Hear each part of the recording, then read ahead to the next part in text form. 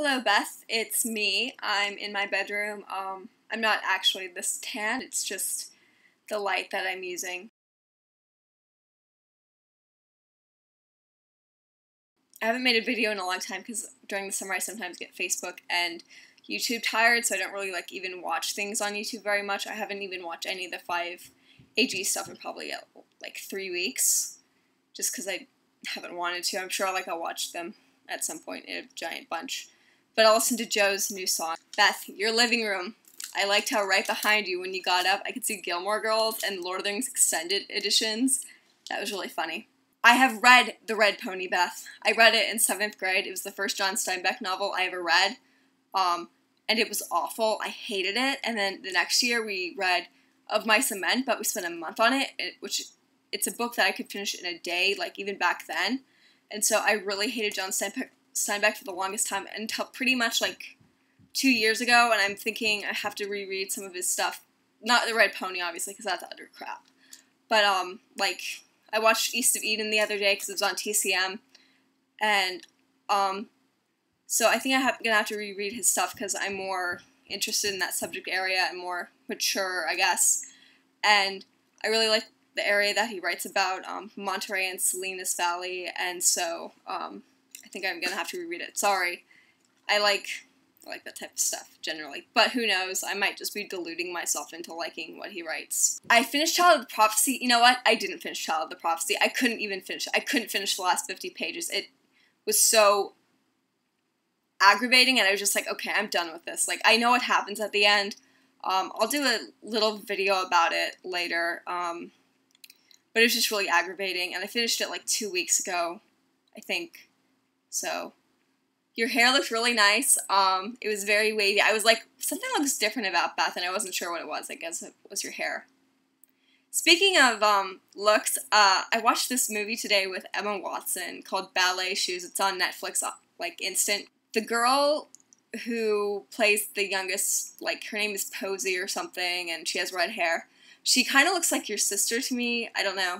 I might be completely wrong about that, but she looks like your sister to me, and it's not that great of a movie. It's cute, but it's not very good. I'm sure when I was 5 I might have liked it. Beth, automatically when you said Pretty Little Liars, I went, no! Because I have friends whose little sisters are watching it, but they're not watching it to be ironic or to make comments about it. They're legit watching it. They also watch Secret Life of the American Teenager.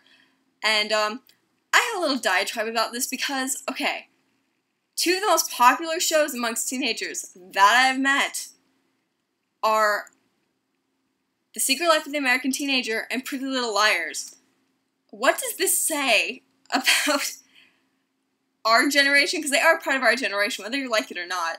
What does that say about our generation when some of the shows that are most popular have to do with lying and secrets? I'm just kind of curious about that. It's very strange.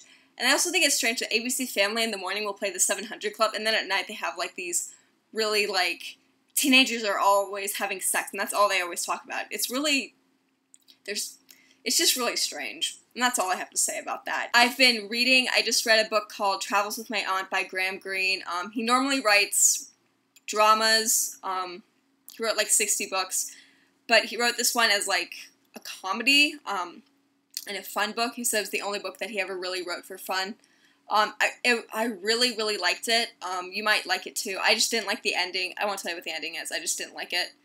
I'm going to read Road to Perdition next. It's actually a graphic novel, so I guess I'll be reading it and looking at it. And then I'm going to read The Story of Madcap, the one that you gave me, because I'm not ready to read Margaret Atwood yet. I still haven't recovered from reading the fantasy books, so I have to give myself some time. Marianti, Guatemala. It sounds wonderful. Maybe I'll be able to do it if I have any money, but I'm looking at internships right now, and you have to pay to be an intern, and you generally don't get paid, and so I'm kind of oh, well, I'm looking at Hawaii, Israel, Syria, Cabo Verde, Portugal, Greece, Russia, Croatia, maybe Iceland. They seem to have a lot to do with environmental studies. Where I really want to go is to Syria, but I found out, to my dismay, I mean, I kind of knew this, but it's a very dangerous country. And I really wanted to go to Zimbabwe, but all the Zimbabwe ones are very expensive, partially I think to do with inflation, but also because all the ones in Zimbabwe have to do with animal conservation, and, like, I guess you're also paying to, like, take care of the animals and stuff. So I don't think Zimbabwe is going to happen, so.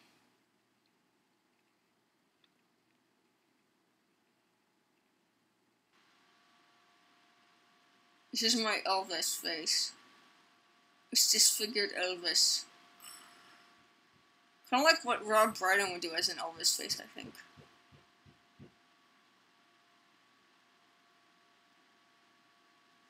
By the way, I almost forgot to put this in. I went to this cake racks thing at this local bookstore in Tempe called Changing Hands, and there were like at least 80 people there, and people running cakes, and I couldn't really see, and I took a friend of mine who had never seen cake racks, and we had to stand on this bench, and we couldn't really see because there was a column, but it was pretty interesting and funny, and I cannot believe how into it some people are. Like, there's this woman sitting next to us, and I was kind of saying some stuff to my friend, like, oh my god, can't you just imagine Michael Scott getting that cake for the Office place? It was a cake dealing with sexual harassment.